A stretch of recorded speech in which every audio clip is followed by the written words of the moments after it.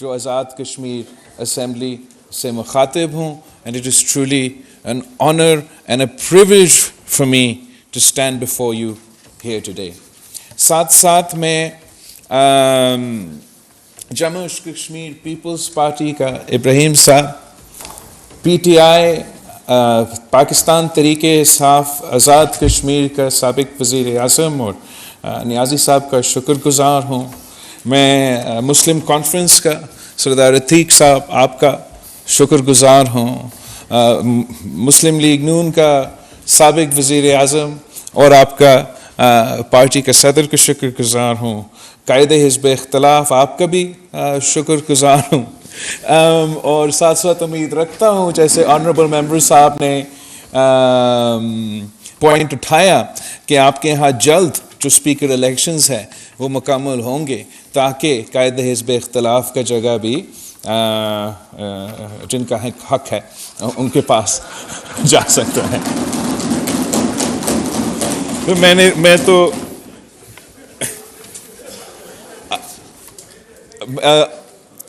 میں آپ سب کا آج کو پورا وقت جیسے میں آپ سب کے تقریریں سن رہا تھا, میں سوچ رہا تھا کہ میں تو پاکستان کے جو نیشنل اسمبلی ہے اس کا ممبر رہا ہوں اب 4 سال, ابھی 5 سال ہونے جا رہے ہیں, اور شاید کبھی ایسا ایک دن نہیں تھا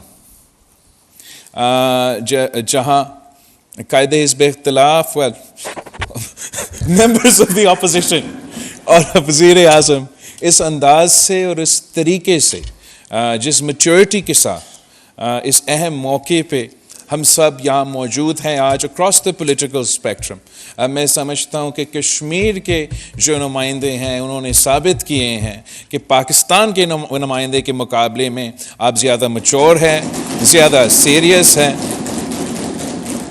اور اس وقت آپ کا اسمبلی ہمارا اسمبلی سے بہتر چل رہے ہیں. تو اس چیز کا بھی میں آپ کو مبارک دینا چاہوں گا. اب آپ مجھے اجازت اگر دیں گے, مجھے انگریزی میں جو فارن آفس کا اسٹیٹمنٹ ہے اور ہمارا پالیسی ہے اس دن کے موقع پہ وہ آپ کے سامنے رکھتا ہوں. I am here today to express solidarity with you, solidarity with the people of Kashmir at this critical juncture. Mr. Speaker, Jammu and Kashmir dispute is the unfinished agenda of the partition of the subcontinent. The rights and aspirations of the Kashmiri people were trampled upon by machinations and intrigue. The territory of Azad, Jammu and Kashmir, where we congregate today, was liberated at the cost of enormous sweat and blood. We have not forgotten the massacre of Muslims in Jammu region in 1947. They were among the first martyrs of your movement. Mr. Speaker, history cannot be changed. Ironically today, as India deviously tries to convince the world that Jammu and Kashmir is but an undisputed part of her territory, but history remembers that it was India that took the Jammu and Kashmir dispute to the Security Council as a dispute yet to be resolved. There, the disputed status of Jammu and Kashmir was internationally recognized, and it was decided that the final disposition of the state shall be made through a free and impartial plebiscite under the UN auspices. For more than 7 decades now, the Kashmiri people have been denied their inalienable right. Today, I ask the world if a country can be allowed to renege on its solemn commitments to the United Nations, break its own promises, and blatantly violate international law just because they want to. I must emphasize here that the commitments under the UN Security Council resolutions are sacrosanct. They are neither servile to the whims of a jingoistic political party, nor diluted by the passage of time. India's continued denial of the rights of the Kashmiri people is a wrongful, illegal act. No amount of diplomatic duplicity or Indian state-perpetrated terror can change this fact. India will have to fulfill its obligations to the Security Council by granting the Kashmiri people their lawful right to self-determination. Mr. Speaker, today, an occupied Kashmir has become an open prison, a prison where Kashmiri Muslims are forced to breathe fear, thousands of them killed, disappeared, or blinded, their lands grabbed, their properties confiscated or bulldozed, their culture disintegrated, their media muzzled. The occupying Indian forces run rampant with arbitrary detentions, torture, extrajudicial killings of Kashmiri Muslims. This mayhem continues under draconian laws allowing complete impunity for the Indian occupying forces. This wretched, perpetual and systemic Indian barbarism not just violates international law, it makes a mockery of the accepted norms of fundamental human rights. I ask those who champion the rules-based international order and place a premium on protecting and promoting human rights, how can they turn a blind eye to this savagery? It is indeed not wise to sacrifice these timeless principles for short-term interests. One cannot wax lyrical about international law and the United Nations Security Council resolutions in Europe, in the European context, and then turn a blind eye to the violation of the same international law in the Kashmiri context. Mr. Speaker, India's unilateral and illegal actions of August 5th, 2019 opened a new chapter of oppression. India's ultimate aim is to convert Kashmiris into a dispossessed and disempowered minority in their own land. The fresh delimitations, domicile certificates to millions of outsiders, and addition of millions of temporary residents to the voters' lists are part of a well-thought-out strategy to change Kashmir's demography and its political landscape. Pakistan outrightly rejects these unilateral and illegal steps. How can the world be a silent bystander when a large country usurps the rights guaranteed by the Security Council and instead use brute force to suppress those rights? Isn't it the same world that is upholding these principles elsewhere while remaining completely oblivious to them in Kashmir?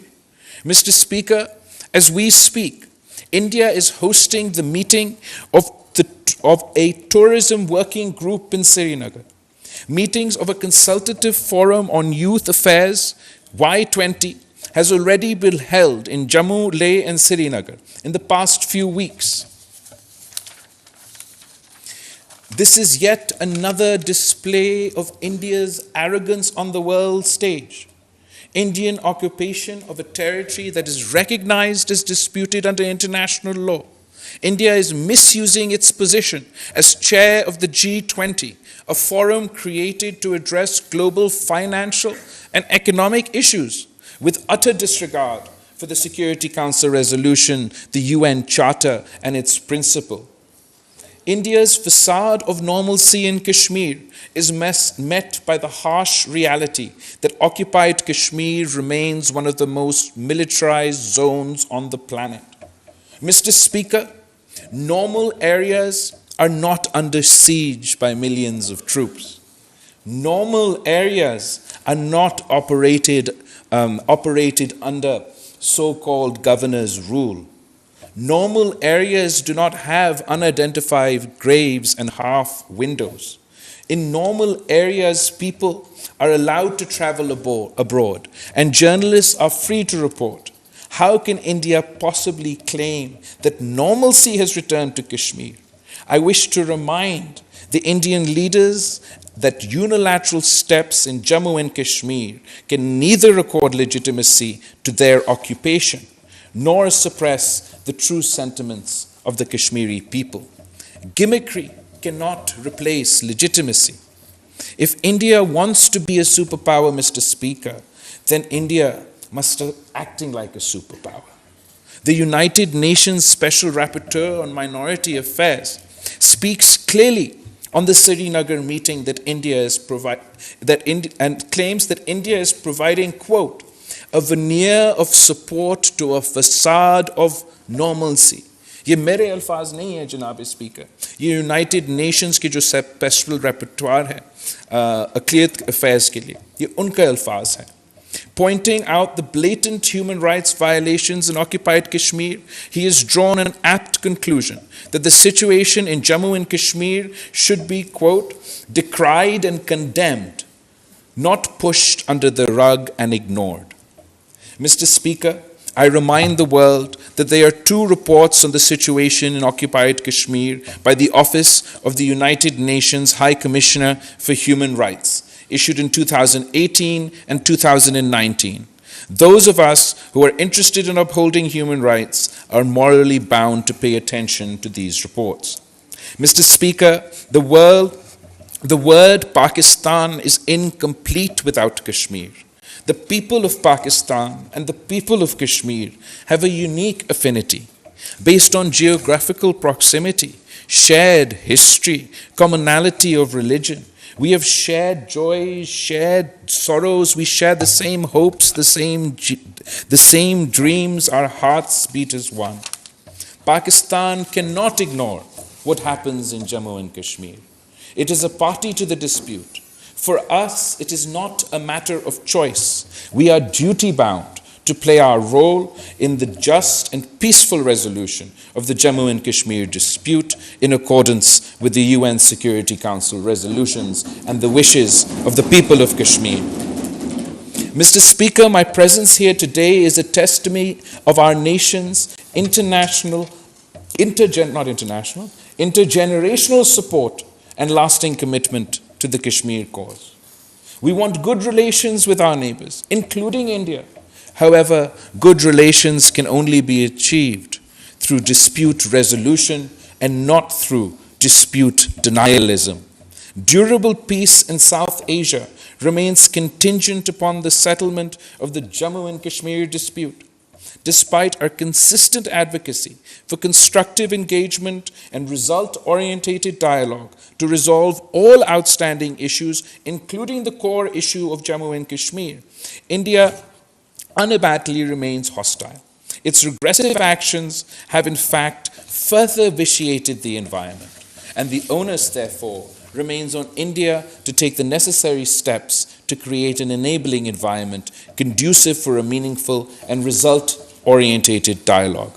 During my recent visit to Goa to attend the SCO meeting, I repeatedly said that India would have to revert to the situation on the 4th of August 2019 to work out a way forward.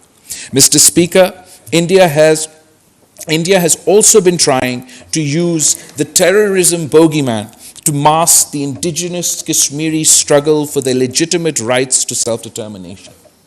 It uses the same bogey to blame Pakistan and justify its brutal repression of the Kashmiri people. This is a complete travesty of justice. There is a clear distinction between terrorism and a people's genuine quest for freedom. Terrorism cannot be and should not be used as an excuse to deny the Kashmiri people their fundamental rights and their fundamental freedoms.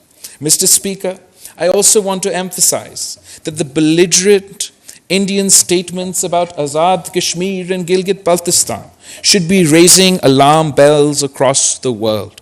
These are not isolated statements. They epitomize a political party that nurtures and hones fascist majoritarianism and religious jingoism. If 1 billion people are economically and politically incentivized into hate-mongering, the results can be disastrous.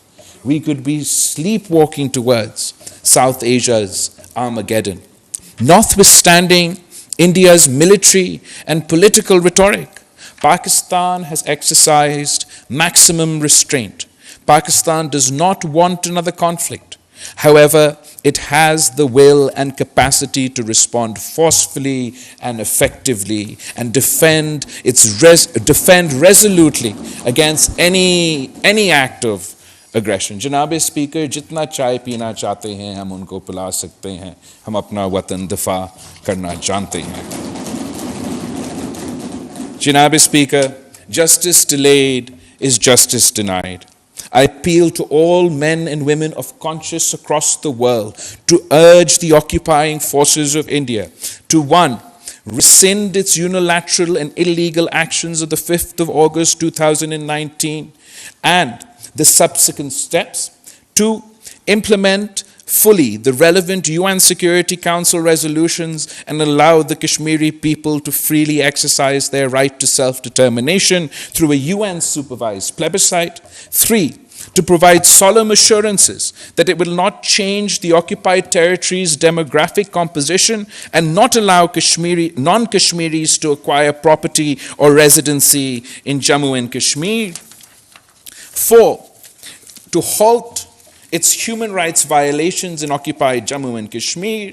5. To repeal its draconian emergency laws, withdraw its heavy military presence from Kashmiri cities, towns and villages. And 6. To provide unhindered access to UN, OHCHR, OIC, and human rights organizations and international media to investigate, report on the situation in occupied Kashmir. Mr. Speaker, I salute the courage of the Kashmiri people and I pay tribute, rich tribute, to the martyrs. I offer my sincere sympathies to the population living close to the line of control, who have suffered enormously. I assure the Kashmiri people of Pakistan's unstinted moral, diplomatic, and political support. We have stood by them for decades, and I assure you that we will stand for as long as it takes our Kashmiri brethren to achieve their legitimate rights. We wish to see a day where people across the line of control enjoy the same rights and freedoms as are being enjoyed by the rest of the world. I thank you for affording me this opportunity to speak. May peace be with you. Thank you. Aap sabka bahut bahut shukriya.